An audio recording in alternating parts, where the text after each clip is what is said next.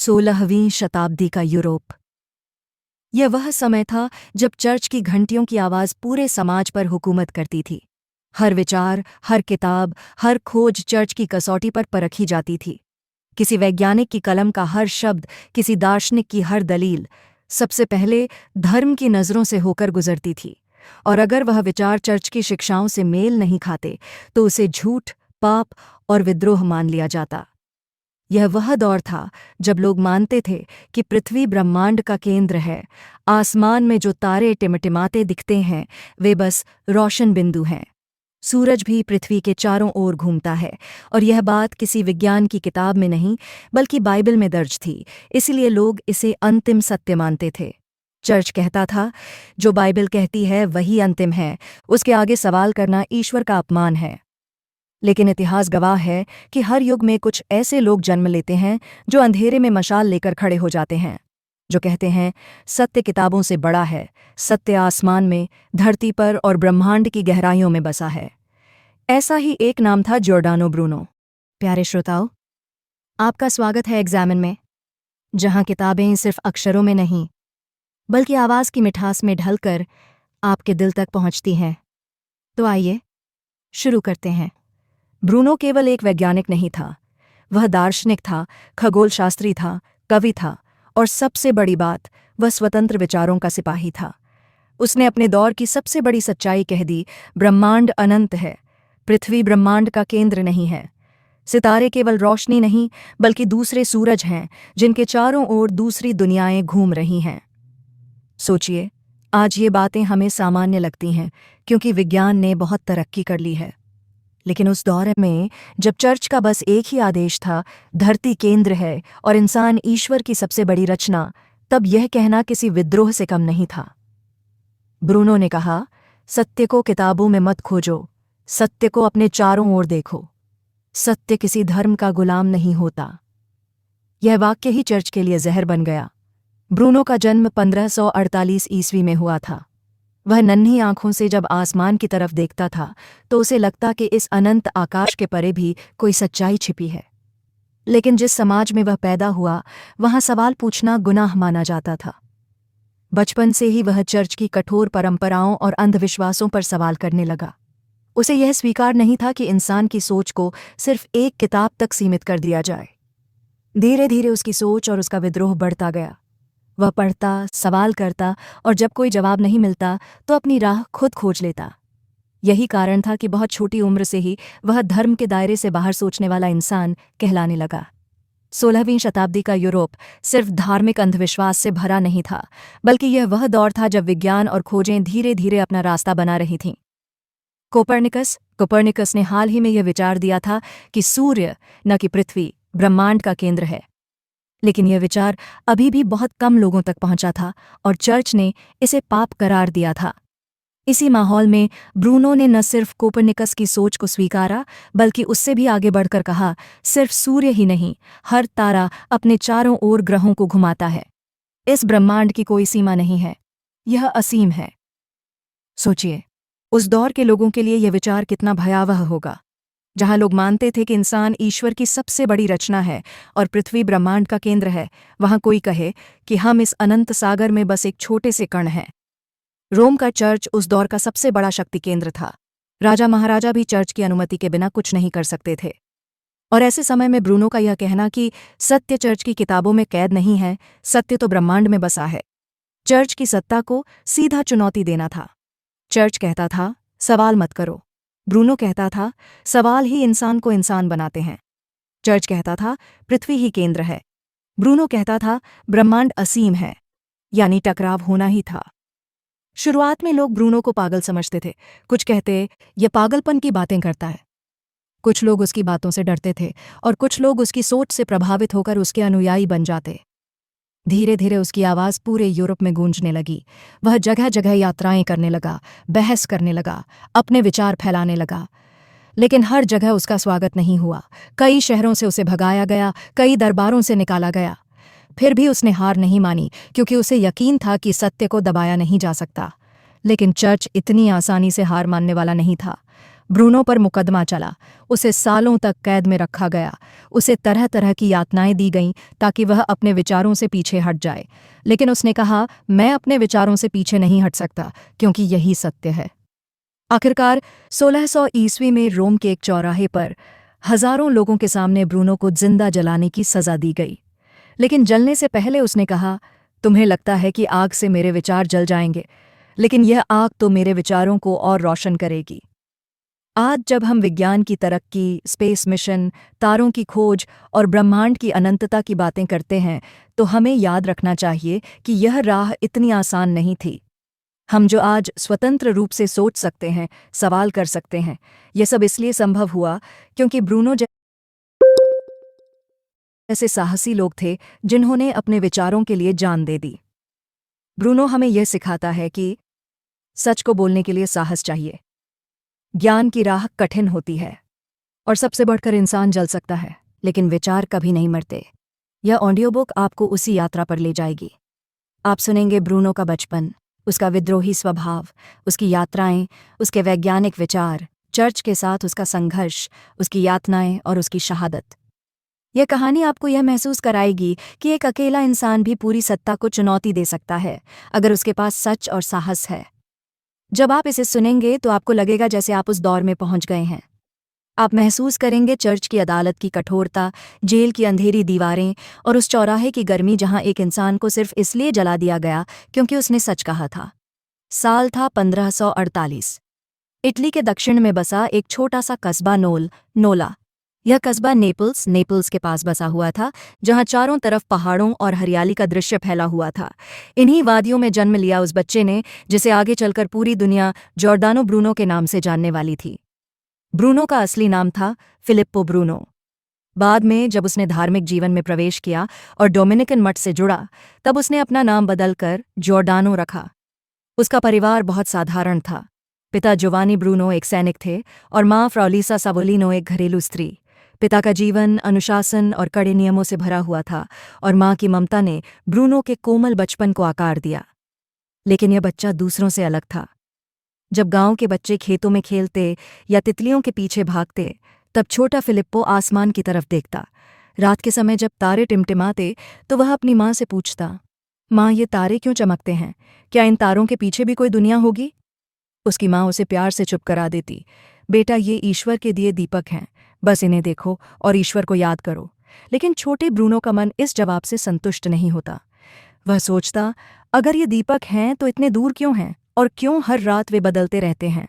Bruno की शुरुआती शिक्षा नोल में ही हुई, लेकिन बचपन से ही वह पढ़ाई में तेज था और सबसे ज्यादा उत्सुक रहता था धर्म, दर्शन और तारों की दुनिया को लेकर। 12 साल की उम्र में ही उसे नेपल्स भेजा गया ताकि वह उच्च शिक्षा प्राप्त कर सके। वहां उसने साहित्य, दर्शन, धर्मग्रंथ और गणित की पढ़ाई शुरू की। यहीं पर उसकी सोच का विस्तार होना शुरू हुआ। नेपल्स उस समय शिक्षा का एक बड़ा केंद्र था, लेकिन वहां की शिक्षा भी चर्च की सीमाओं से बंधी हुई थी। किसी भी छात्र को यह अधिकार नहीं था कि वह चर्च की बातों पर सवाल उठाए। लेकिन ब्रूनो का मन हमेशा सवाल करता। जब गुरु कहते पृथ्वी ब्रह्मांड का केंद्र है, तो ब्रूनो पूछता, अगर यह केंद्र है तो बाकी सब इसके चारों ओर क्यों घूमता है और यह ब्रह्मांड कहाँ खत्म होता है? गुरु उसकी इस आदत से परेशान हो जाते। कई बार उसे डांटा जाता, कई बार सजा भी दी जाती, लेकिन उसके सवाल कभी थमे नहीं। 15 साल की उम्र में ब्रूनो ने डोमिनिकन मॉनेस्ट्री में प्रवेश किया। वहां उसने धार्मिक शिक्षा के साथ साथ दर्शन, खगोल शास्त्र और गणित की पढ़ाई की। यहीं उसने अपना नाम जॉर्डानो रखा। मठ का जीवन अनुशासित था। सुबह प्रार्थना, फिर अध्ययन, फिर काम और फिर से प्रार्थना। लेकिन ब्रूनो का मन सिर्फ धार्मिक किताबों में नहीं लगता था। वह मठ की लाइब्रेरी में जाकर ग्रीक दार्शनिकों की किताबें पढ़ता, प्लेटो, अरस्तु, एपिक्यूरस, पाइथागोरस। वह पुराने खगोल शास्त्रियों के विचार पढ़ता और उन्हें अपने समय के संदर्भ में समझने की कोशिश करता। धीरे धीरे उसके मन में यह एहसास गहराता गया कि सत्य सिर्फ धर्म ग्रंथों में नहीं, बल्कि प्रकृति की किताबों में छिपा है। मठ में रहते हुए उसने कई धार्मिक परंपराओं और अंधविश्वासों पर सवाल उठाना शुरू कर दिया। जब साधु कहते ईश्वर ने यह दुनिया 7 दिनों में बनाई, तो ब्रूनो पूछता, क्या सचमुच या यह सिर्फ एक कहानी है? जब उसे यह कहा जाता कि ब्रह्मांड सीमित है, तो वह तारों की ओर देखकर कहता, नहीं, यह असीम है। कोई सीमा नहीं है। धीरे धीरे उसकी यह सोच चर्च के अनुशासन से टकराने लगी। कुछ लोग कहते यह लड़का पागल है, कुछ कहते यह तो विद्रोही है, इसे रोको। लेकिन ब्रूनो को लगता, अगर मैं सवाल नहीं पूछूंगा तो सत्य कैसे मिलेगा। ब्रूनो का बचपन और उसकी युवावस्था हमेशा सवालों से भरी रही। वह हर चीज को गहराई से देखता। जब बारिश होती तो सोचता, ये पानी कहाँ से आता है। जब बिजली चमकती तो पूछता, ये आसमान क्यों गूंजता है। जब तारे टिमटिमाते तो उसे लगता, यह सब बस रोशनी नहीं, इनके पीछे कोई रहस्य छिपा है। उसकी यही आदत उसे दूसरों से अलग बनाती थी। जहां उसके साथी छात्र गुरु के आदेशों को चुपचाप मान लेते, वहीं ब्रूनो सवाल करता, बहस करता और फिर अपनी अलग व्याख्या पेश करता। ब्रूनो के मन में ज्ञान की प्यास थी। वह हर समय किताबें पढ़ता, विचार करता और नए नए प्रश्नों को जन्म देता। वह प्लेटो और अरस्तु के विचारों से प्रभावित था, लेकिन वह यह भी कहता था, अरस्तु ने सब कुछ नहीं कहा, हमें उससे आगे सोचना होगा। वह कहता, ज्ञान का काम सीमाएं तोड़ना है। अगर हम सिर्फ पुराने विचारों को ही दोहराते रहेंगे तो हम कभी आगे नहीं बढ़ पाएंगे। पहला टकराव। मठ में रहते हुए ही उसका पहला बड़ा टकराव शुरू हुआ। एक बार उसने अपने गुरु से कहा, मुझे नहीं लगता कि धरती केंद्र है, यह तो सूर्य के चारों ओर घूमती है। गुरु गुस्से से भर गए और बोले, यह विचार पाप है, यह चर्च की शिक्षा के खिलाफ है। अगर तुमने ऐसा कहा तो तुम्हें धर्मद्रोही समझा जाएगा। लेकिन ब्रूनो चुप नहीं हुआ। उसने कहा, अगर यह पाप है तो मैं पापी हूं, लेकिन मैं झूठ नहीं बोल सकता। यही वाक्य उसके जीवन का पहला विद्रोह बना। ब्रूनो का बचपन और युवावस्था सिर्फ साधारण शिक्षा और जीवन का दौर नहीं था, बल्कि यह वह समय था जब उसके मन में स्वतंत्र सोच का बीज बोया गया। उसने बचपन से ही दुनिया को अलग नजरिए से देखना शुरू कर दिया था। उसकी आंखों में सिर्फ तारे नहीं, बल्कि उन तारों के पार का ब्रह्मांड बसता था। यही वजह थी कि वह धीरे धीरे उस राह पर बढ़ता गया जहां उसे न केवल विज्ञान और दर्शन मिला, बल्कि एक दिन उसे यातनाएं और मौत भी मिली। लेकिन शुरुआती जीवन ने ही उसे वह साहस दिया जिसने उसे पूरे यूरोप की सत्ता के सामने खड़ा कर दिया। उसका बचपन हमें यह सिखाता है, सवाल पूछो, सत्य खोजो, और अगर जरूरत पड़े तो पूरे समाज से टकरा जाओ। साल 1560 का दौर था। नोल का छोटा सा लड़का फिलिप्पो ब्रूनो अब नेपल्स पहुंच चुका था। नेपल्स उस समय शिक्षा और कला का एक बड़ा केंद्र था। यहाँ ग्रीक और रोमन परंपरा की गूंज अभी भी सुनाई देती थी। नेपल्स की गलियों में विद्वानों की बहसें होती थीं, कवि अपने छंद सुनाते थे और दार्शनिक अपने विचारों से युवाओं को प्रभावित करते थे। यहीं से ब्रूनो की शिक्षा की असली यात्रा शुरू हुई। वह दर्शन, फिलॉसफी, गणित, मैथमेटिक्स, साहित्य, लिटरेचर और खगोलशास्त्र, एस्ट्रोनॉमी का अध्ययन करने लगा। लेकिन उसकी आत्मा को सबसे ज्यादा खींचता था सत्य की खोज। उसके लिए शिक्षा सिर्फ किताबों तक सीमित नहीं थी। वह सोचता था, क्या ज्ञान का मतलब वही है जो हमें रटाया जा रहा है, या ज्ञान का मतलब है नई राह खोजना? नेपल्स की लाइब्रेरी उसके लिए खजाने से कम नहीं थी। वहां उसे प्लेटो, अरस्तु, एपिक्यूरस और पाइथागोरस जैसे महान दार्शनिकों की रचनाएं मिलीं। वह प्लेटो को पढ़ता और उसकी कल्पना में खो जाता। यह दुनिया विचारों की छाया है, सत्य का रूप कहीं और है। वह अरस्तु को पढ़ता और उसकी तर्कशक्ति को समझने की कोशिश करता, लेकिन अक्सर वह अरस्तु की बातों से असहमत हो जाता। ब्रूनो कहता, अरस्तु ने बहुत कुछ कहा है, लेकिन उसने सत्य को अंतिम नहीं बनाया। ज्ञान का रास्ता रुकता नहीं, वह चलता रहता है। यह उसकी सबसे बड़ी विशेषता थी। वह सिर्फ सीखता नहीं था, वह हर विचार को चुनौती देता था।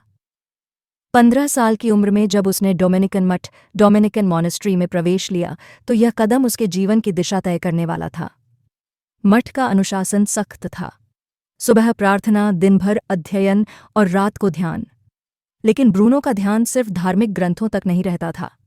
वह चर्च की सीमाओं से बाहर जाकर पढ़ता। ग्रीक दर्शन, रोमन साहित्य, खगोलशास्त्र, गणित और तर्कशास्त्र। मठ की लाइब्रेरी में उसे किताबें मिलीं जिनमें ब्रह्मांड की रहस्यमयता, तारों की गति और दार्शनिक सवालों के उत्तर छिपे थे। वह कहता, अगर भगवान ने इंसान को दिमाग दिया है तो उसका इस्तेमाल करना भी पूजा है। यहीं से उसके अंदर विद्रोह का बीज पनपने लगा। मठ के साधु जब बाइबल की कहानियां पढ़ाते और कहते यह अंतिम सत्य है, तो ब्रूनो पूछता, अगर यह अंतिम सत्य है तो नए सवाल क्यों पैदा होते हैं? अगर भगवान ने दुनिया बनाई है तो क्या उसने हमें सिर्फ चुप रहने के लिए बनाया है या सवाल करने के लिए भी? धीरे धीरे वह यह मानने लगा कि ज्ञान का स्रोत सिर्फ धर्मग्रंथ नहीं है, ब्रह्मांड किताबों से बड़ा है।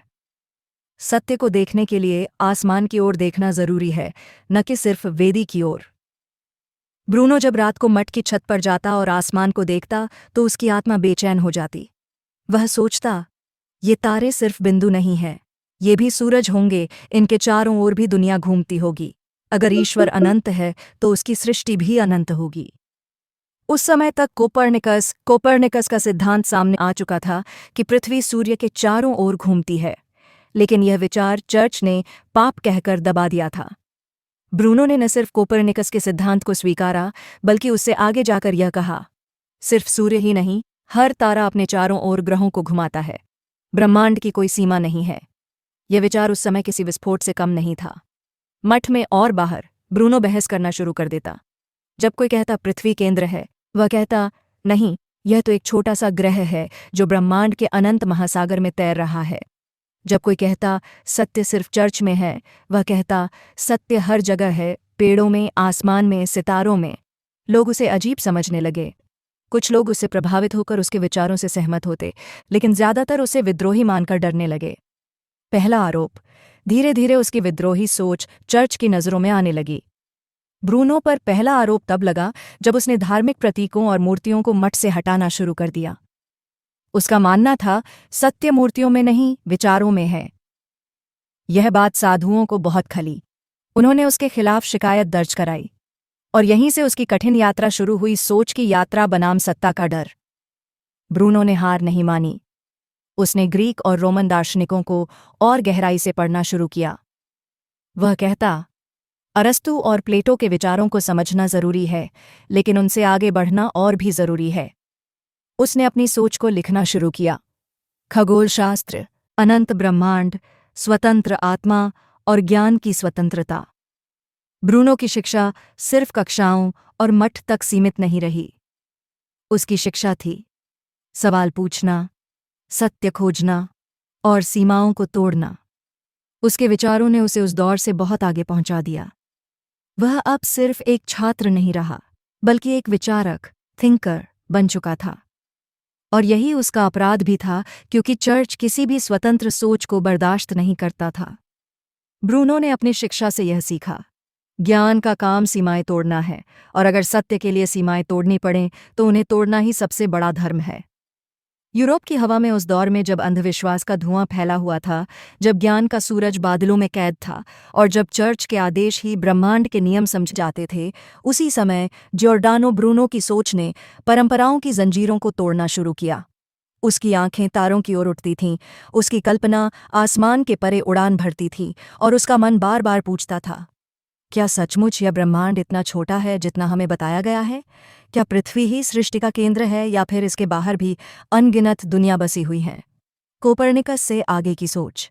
ब्रूनो ने खगोलशास्त्र का अध्ययन किया और निकोलस कोपर्निकस के सिद्धांतों से प्रभावित हुआ। कोपर्निकस ने कहा था, पृथ्वी ब्रह्मांड का केंद्र नहीं है, बल्कि सूर्य के चारों ओर घूमती है। यह विचार ही उस समय विद्रोही और खतरनाक था। लेकिन ब्रूनो यहीं नहीं रुका। उसने कहा, सूरज भी केंद्र नहीं है। ब्रह्मांड का कोई एक केंद्र नहीं। हर तारा, हर रोशनी एक अलग सूरज है। उन सूर्यों के चारों ओर भी पृथ्वियों जैसी अनगिनत दुनिया घूम रही हैं। उस समय यह विचार एक बम की तरह था। लोग ये सोच भी नहीं सकते थे कि इंसान की दुनिया इतनी मामूली है। चर्च ने तो सिखाया था कि ईश्वर ने सिर्फ पृथ्वी बनाई है और मनुष्य उसकी सबसे बड़ी रचना है। लेकिन ब्रूनो ने साहस के साथ कहा, हम अकेले नहीं हैं। अनगिनत दुनियाओं में जीवन हो सकता है। यह ब्रह्मांड अनंत है और हर दिशा में फैला हुआ है। अनंत ब्रह्मांड की परिकल्पना। ब्रूनो ने कहा, यदि ईश्वर असीम है तो उसकी रचना भी असीम होनी चाहिए। उसकी सोच धर्म से टकराने वाली नहीं थी, बल्कि धर्म को बड़ा करने वाली थी। लेकिन चर्च ने इसे अपनी सत्ता के खिलाफ विद्रोह माना। उसने कहा, ब्रह्मांड का कोई छोर नहीं, कोई स्वर्ग या नर्क पृथ्वी के ऊपर नीचे नहीं है। सितारे सिर्फ आकाश की सजावट नहीं, बल्कि दूसरे सूरज हैं। हर सूरज के चारों ओर ग्रह हैं, जहां शायद जीवन भी है। आज हम इसे विज्ञान मानते हैं, लेकिन उस समय यह खतरनाक सपना था। ब्रूनो केवल खगोलशास्त्री ही नहीं, बल्कि दार्शनिक भी था। उसने सत्य की परिभाषा बदली। उसने कहा, सत्य किसी एक किताब में कैद नहीं होता, सत्य प्रकृति के हर अंश में बसा है। उसके लिए दर्शन, शास्त्र और विज्ञान अलग नहीं थे। वह मानता था कि सोचने की स्वतंत्रता इंसान का जन्मसिद्ध अधिकार है। सवाल पूछना पाप नहीं, बल्कि ज्ञान की शुरुआत है। ईश्वर को समझने का सबसे अच्छा तरीका प्रकृति को समझना है। जादू और विज्ञान का मेल। ब्रूनो के समय में जादू और विज्ञान के बीच स्पष्ट फर्क नहीं था। लोग ग्रहों, तारों और रहस्यमयी शक्तियों को जादू से जोड़ते थे, लेकिन ब्रूनो ने कहा, असली जादू ज्ञान है। ब्रह्मांड को समझना, प्रकृति को जानना, यही चमत्कार है। उसने कहा, जो लोग सत्य को नहीं समझते वे अंधेरे में हैं, और जो लोग सत्य की खोज करते हैं वे प्रकाश में चल रहे हैं। उसकी किताबें और विचार।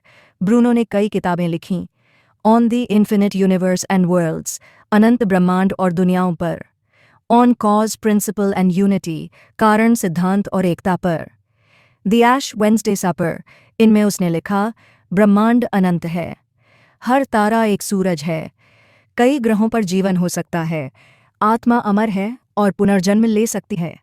उसकी किताबें सिर्फ वैज्ञानिक ग्रंथ नहीं, बल्कि विचारों की क्रांति थीं। हर बार जब वह बोलता तो लगता जैसे युगों से सोई हुई चेतना जाग रही हो। उसके शब्द तलवार की तरह चर्च की सत्ता को चीर देते। वह कहता, सत्ता बदल सकती है, साम्राज्य ढह सकते हैं, लेकिन विचार कभी मरते नहीं। जो विचार सत्य हैं वे झलकर भी राख नहीं होते। कल्पना कीजिए, एक छोटे से कमरे में ब्रूनो बैठा है। उसकी आंखें आकाश की ओर हैं। बाहर चर्च की घंटियां बज रही हैं, लेकिन उसके कानों में ब्रह्मांड की अनंत धड़कन गूंज रही है।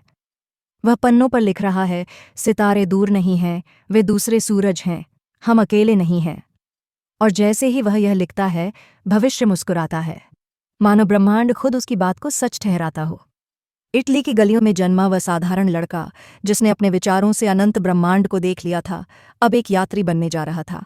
लेकिन यह यात्रा केवल स्थानों की नहीं थी, बल्कि यह यात्रा थी विचारों, संघर्षों और स्वतंत्रता की खोज की। पहला कदम, नेपल्स से प्रस्थान।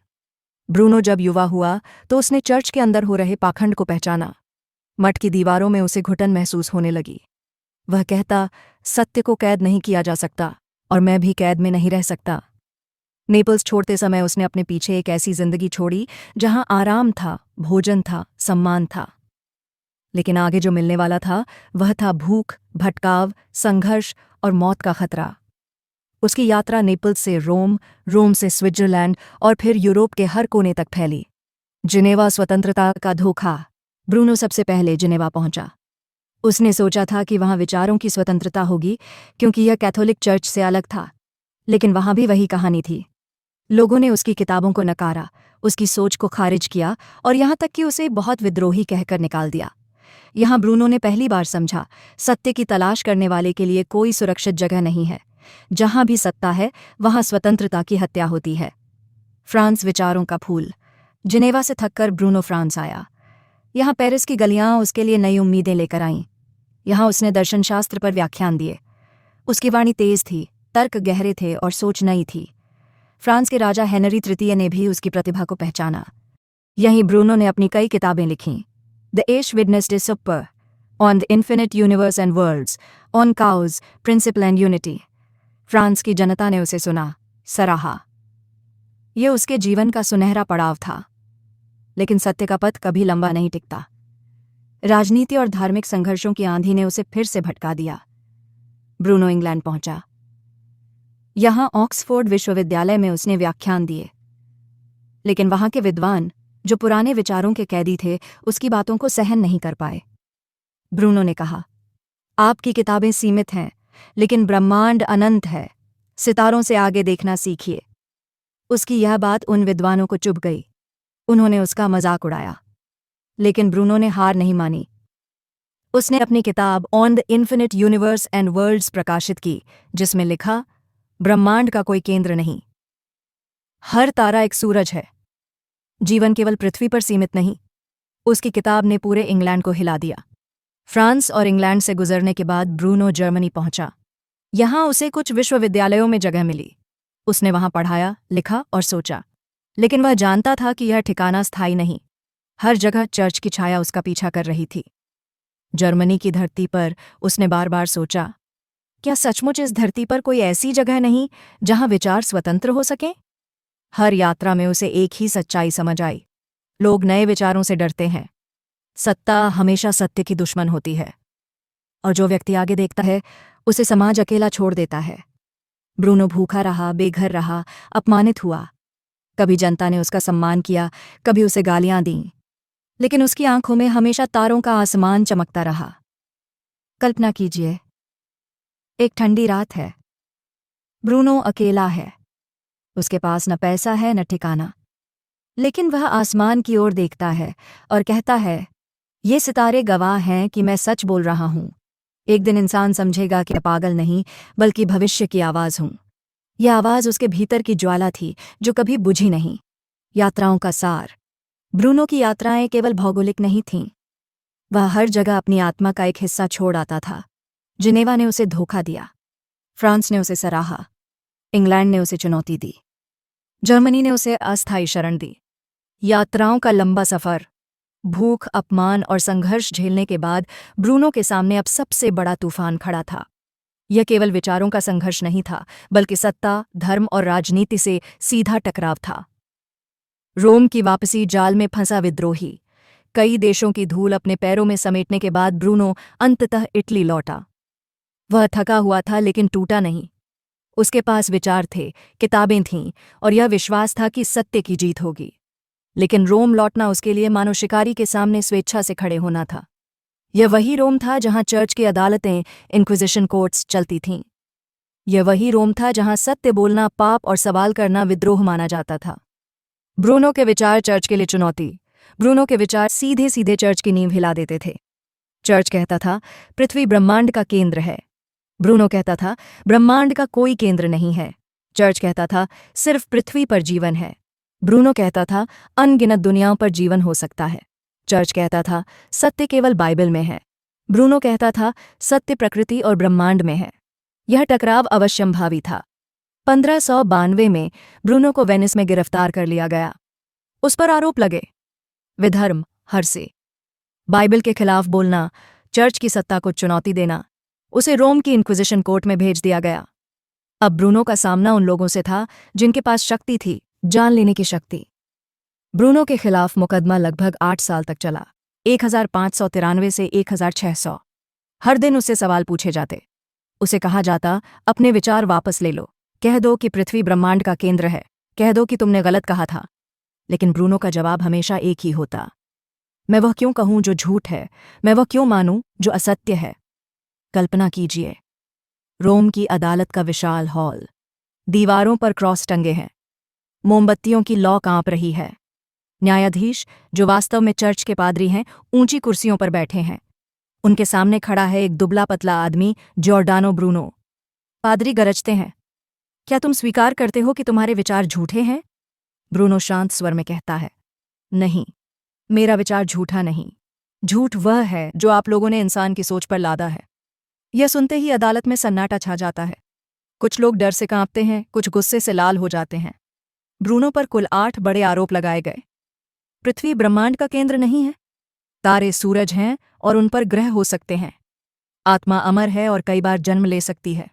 स्वर्ग और नर्क जैसे स्थान काल्पनिक हैं। बाइबल अंतिम सत्य नहीं है। धर्मगुरुओं की सत्ता झूठ पर टिकी है। जादू और प्रकृति एक ही ऊर्जा के रूप हैं। ईश्वर हर जगह है, केवल चर्च में सीमित नहीं। हर आरोप उसके जीवन को मौत के करीब ले जाता था।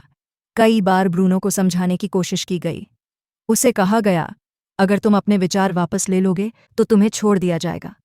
अगर तुम चर्च के आदेश मान लोगे तो तुम्हें सम्मान मिलेगा। लेकिन ब्रूनो अडिग रहा। उसने कहा, मैं अपने विचार वापस नहीं लूंगा। मैं वह नहीं कह सकता जो मेरी आत्मा को गलत लगता है। अंतिम फैसला। 8 साल की लंबी सुनवाई के बाद फरवरी 1600 में चर्च ने अपना फैसला सुनाया।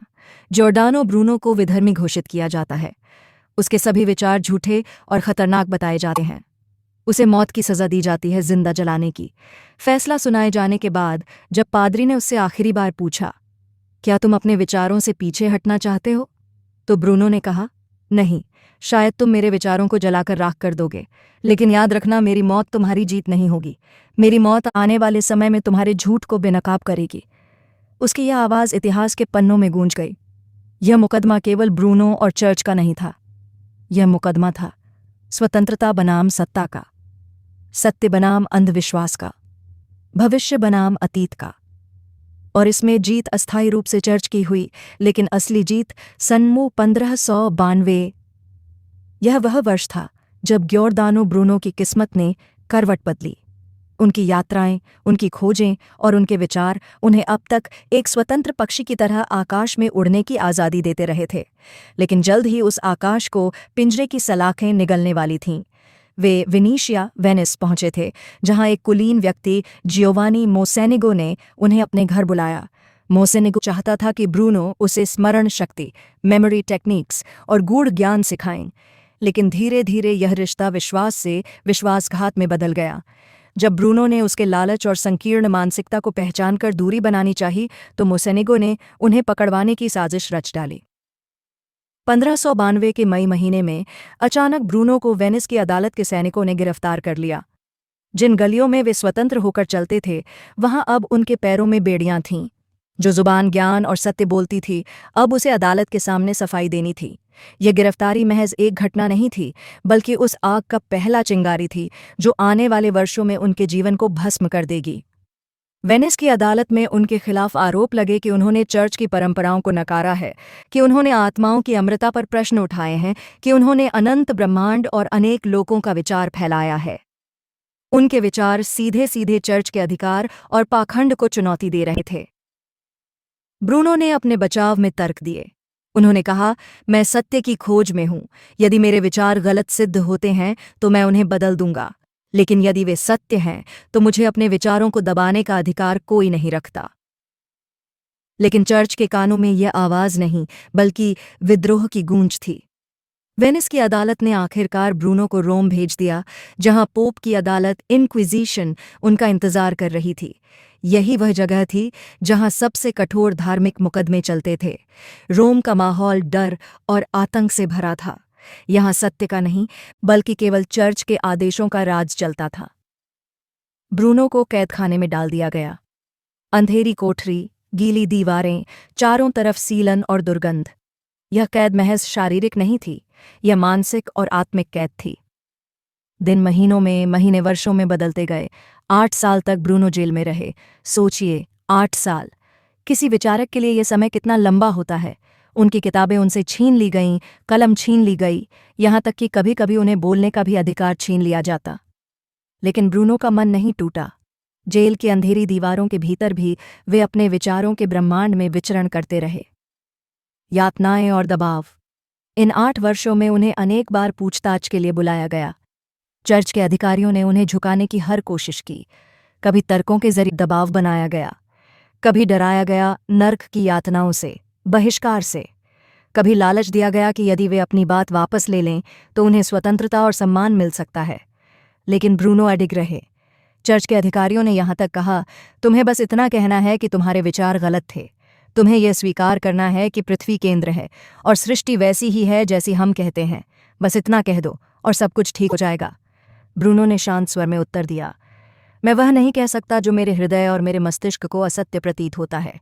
सत्य वही है जिसे मैंने अपने अनुभव और चिंतन से पाया है। यदि मुझे अपने प्राण भी गंवाने पड़ें तो भी मैं असत्य का स्वीकार नहीं करूंगा। उनके इस उत्तर ने अदालत को क्रोधित कर दिया। अंतिम मुकदमा और फैसला। संदपाम 1599 में उनके खिलाफ मुकदमे का अंतिम दौर शुरू हुआ। चर्च ने ब्रूनो को 8 मुख्य आरोपों में दोषी ठहराया। आत्मा की अमरता पर सवाल उठाने के लिए, ब्रह्मांड को अनंत और बहुल ग्रहों वाला मानने के लिए, यीशु मसीह को ईश्वर का अवतार न मानने के लिए, परंपरागत चर्च की शिक्षाओं को नकारने के लिए, दार्शनिक रूप से पैंथिज्म का समर्थन करने के लिए, जादू और गूढ़ विद्याओं के प्रयोग का आरोप, धर्मगुरुओं का अनादर करने का आरोप, और सबसे बड़ा अपराध, सत्य को चर्च से ऊपर मानने का अपराध। 8 फरवरी 1600 को रोम की इंक्विजिशन अदालत ने फैसला सुना दिया। ग्योर्दो ब्रूनो को विधर्मी, हेरेटिक घोषित किया जाता है। उन्हें मौत की सजा दी जाएगी, जलाकर मारने की सजा। अंतिम क्षण और बलिदान। 17 फरवरी 1600 की सुबह, रोम का काम्पो दे फ्योरी चौक। भीड़ जमा थी। लोग देखने आए थे कि वह जिद्दी दार्शनिक जिसने चर्च को चुनौती दी, उसका अंत कैसे होता है? ब्रूनो को बेड़ियों में बांधकर लाया गया। उनके मुंह पर लोहे की नाल डाली गई थी ताकि वे अंतिम क्षणों में बोल न सकें। चर्च को डर था कि वे मरते समय भी कुछ ऐसा न कह दें जो लोगों को सत्य की ओर प्रेरित कर दे। लेकिन उनकी आंखें सब कुछ कह रही थीं। उनमें डर नहीं था, उनमें घृणा नहीं थी, उनमें केवल सत्य की चमक थी। जैसे ही जलती हुई लकड़ियों का ढेर उनके चारों ओर सुलगाया गया, धुआं उठने लगा, आग भड़कने लगी। लोग चिल्ला रहे थे, कोई हंसी में, कोई भय में, लेकिन ब्रूनो शांत खड़े थे। आग की लपटों ने जब उनके शरीर को घेर लिया, तब भी उनके चेहरे पर एक विचित्र शांति थी। कहा जाता है, अंतिम क्षणों में उन्होंने मन ही मन यह शब्द दोहराए, तुम लोग मुझे जलाकर मार सकते हो, लेकिन वह सत्य जिसे मैंने देखा है वह कभी नहीं मरेगा। मृत्यु के बाद की गूंज। ब्रूनो की मृत्यु कोई अंत नहीं थी, वह एक शुरुआत थी। वह आग जिसने उनके शरीर को भस्म किया, उसने मानवता के भीतर स्वतंत्रता, वैज्ञानिक सोच और सत्य के लिए लड़ने की लौ जला दी। आज रोम के उसी चौक में उनकी एक विशाल प्रतिमा खड़ी है, उस दिशा में मुंह करके जहां से सूरज उगता है। मानो ब्रूनो अब भी यह कह रहे हों, सत्य का सूरज कभी डूबता नहीं।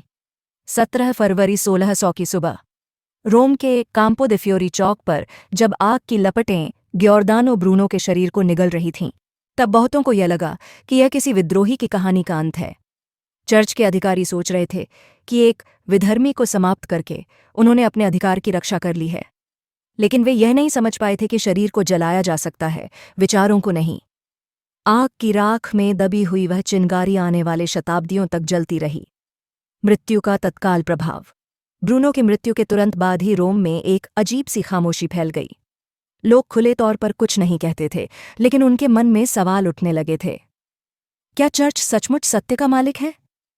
क्या एक मनुष्य को केवल इसलिए मार देना चाहिए क्योंकि उसने सोचा और सवाल उठाया? क्या किसी की हत्या करके विचारों को रोका जा सकता है? इन सवालों ने धीरे धीरे यूरोप की जनता के भीतर एक नई चेतना जगाई।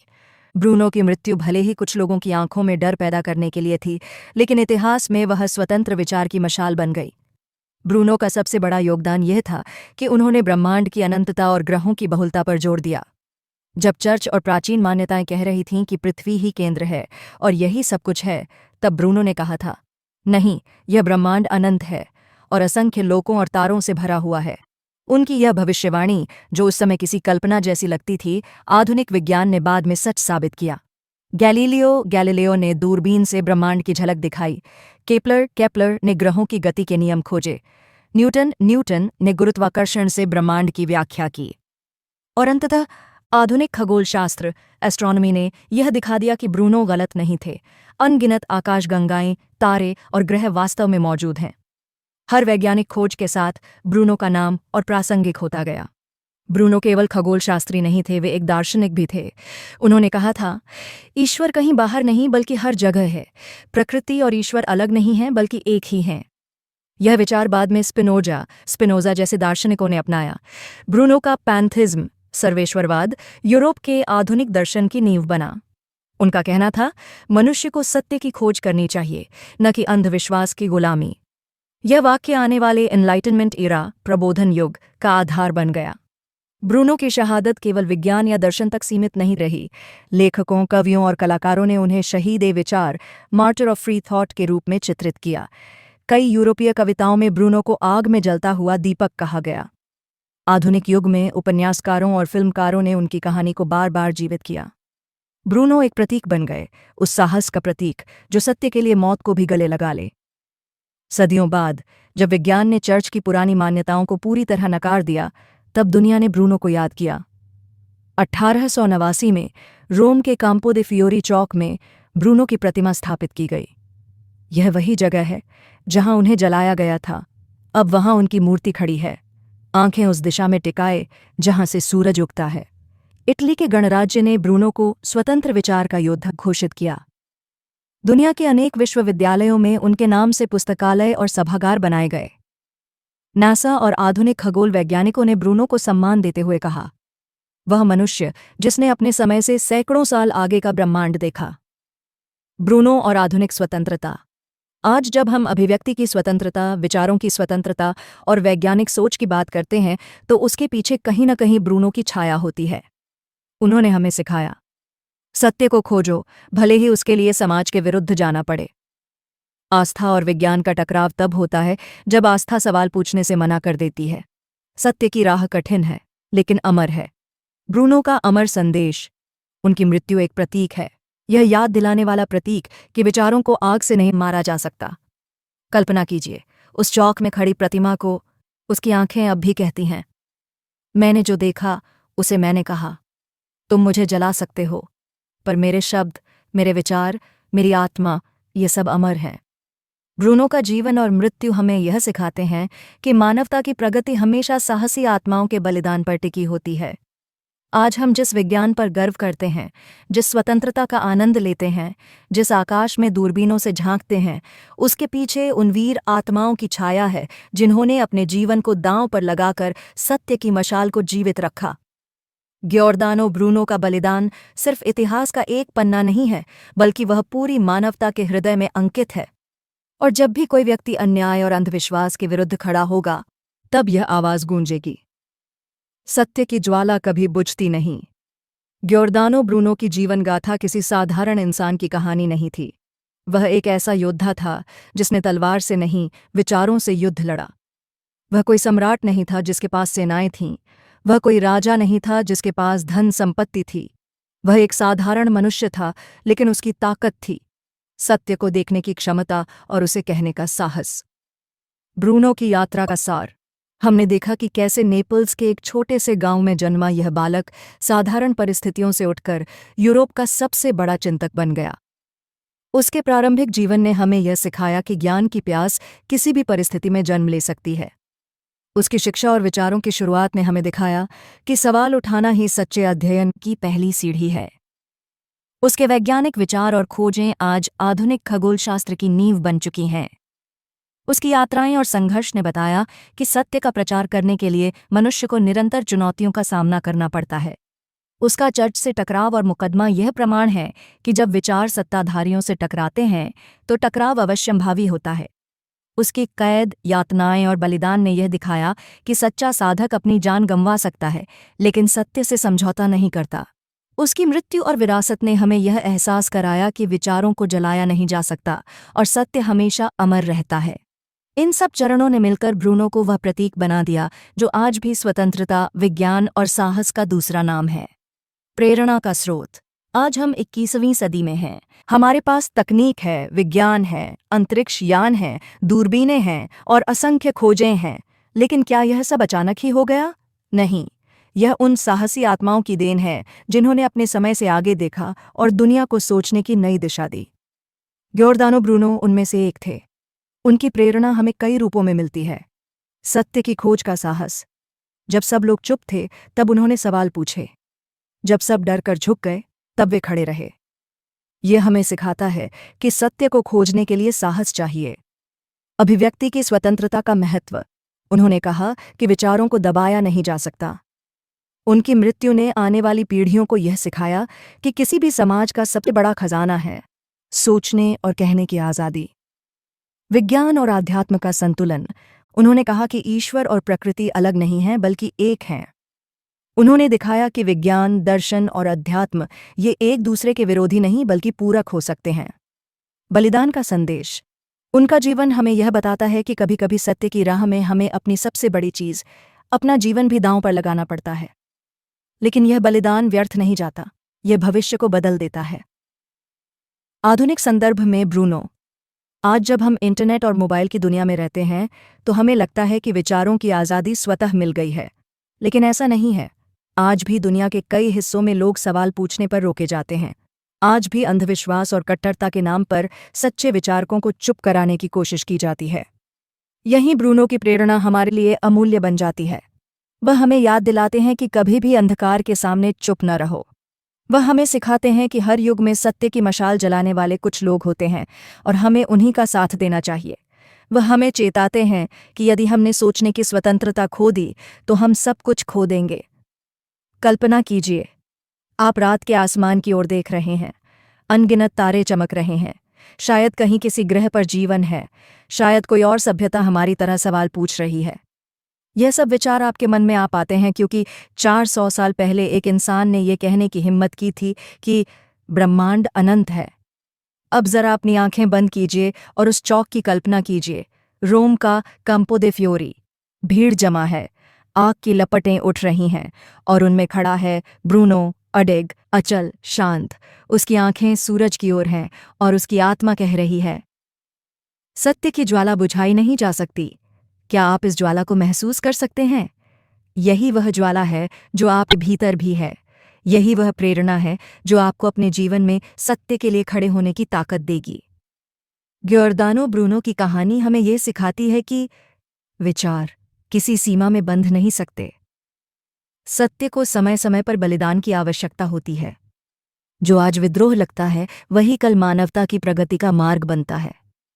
ब्रूनो ने अपने जीवन से यह साबित कर दिया कि इंसान को मरना तो एक दिन है ही, तो क्यों न ऐसा जिया जाए कि मरने के बाद भी उसकी आत्मा अमर रहे। यदि आप कभी डरें, कभी झुकने का मन करे, कभी आपको लगे कि सत्य के लिए अकेले खड़े होना असंभव है, तो ब्रूनो को याद कीजिए। वह अकेले थे, लेकिन आज पूरी दुनिया उनके साथ है। उनकी मृत्यु को 400 साल हो गए, लेकिन उनका नाम अब भी जीवित है। उनकी देह भले ही राख हो गई, लेकिन उनकी आत्मा आज भी हर उस इंसान में है जो सत्य के लिए खड़ा होता है। तो उठिए, सत्य की मशाल थामिए और इस युग का ब्रूनो बन जाए।